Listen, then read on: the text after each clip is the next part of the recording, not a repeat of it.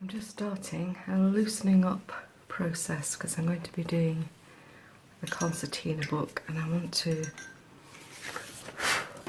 to go in nice and loose and ready. So I am just using the Quin Pink here, watered down quite a lot, and just making a few petal shapes. And these are going to be very pale, because once you drop in the brusher in the centre, they just wake up and look so delicate. I've watered down some moss green brusho here. I really like this green as the one that, you know, an unmixed green. It's very kind of natural looking.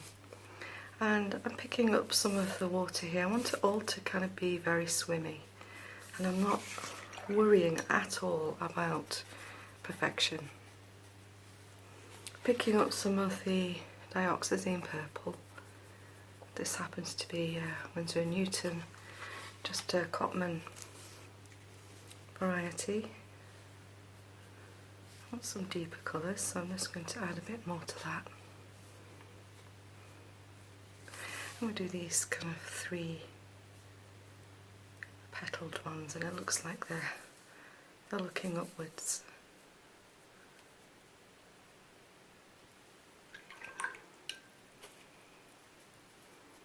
And while that's still wet, I'm going to draw up that green.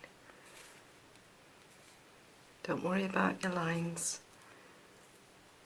They don't have to be perfect. Just remember, you can use the tip of your brush very, very lightly over the page. So, almost like this.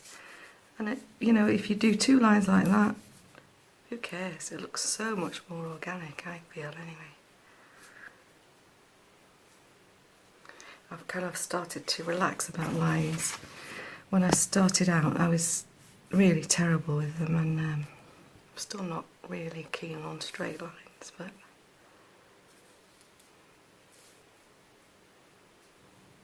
I was going to add a little bud to this one.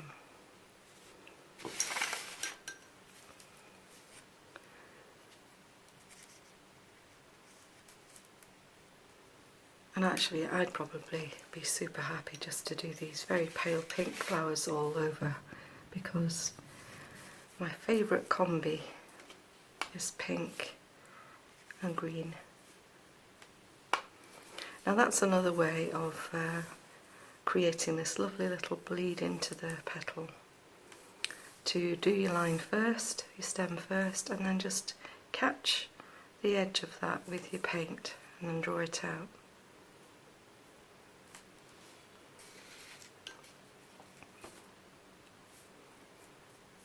Then you can always go in, if you like, and just add a tiny bit more on there.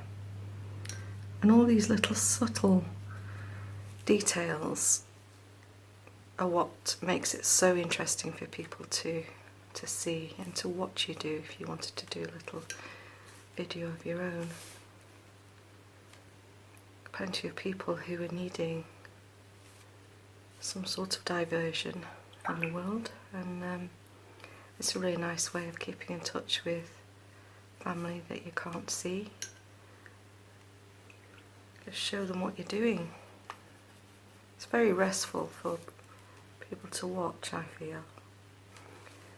Now remember, this is my very cheap recycled paper, and I've just added on the little bits to make a concertina book. And what it's doing is it's just allowing me the freedom to make some shapes and warm up a little bit. There's a blob there, so I'm going to go over that. And by the way, this is the cheapest pen I have in my set. Isn't that always the way? But I find it's really good. It's a Caran d'Ache one. It's makes nice shaped leaves, and it's got a lovely point on it. Now let's take advantage of this pigment here. There's quite a lot in there. could actually drop some water in and make it even more interesting. Then I'm going to shape my brush. The thing with lines is I try and get off the majority of the paint. Shape it so it's nice and pointy, hold it up like this and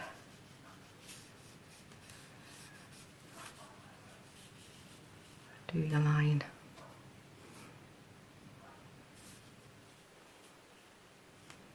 You can always then mix it up a little bit and make some brown, or just drop in some of the pink with the green.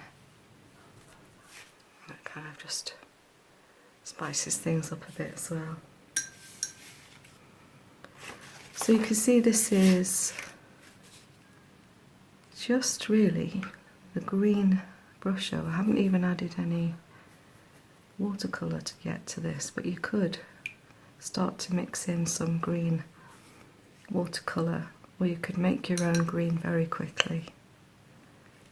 I actually like black and yellow to make a green. It's beautiful green. Now, I'm already tightening up, you see, and I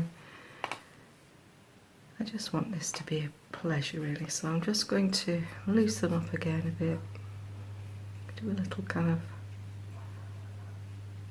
flower or floret there, add some brusho to the base, and then just join that up to the stem. This paper is astonishing really,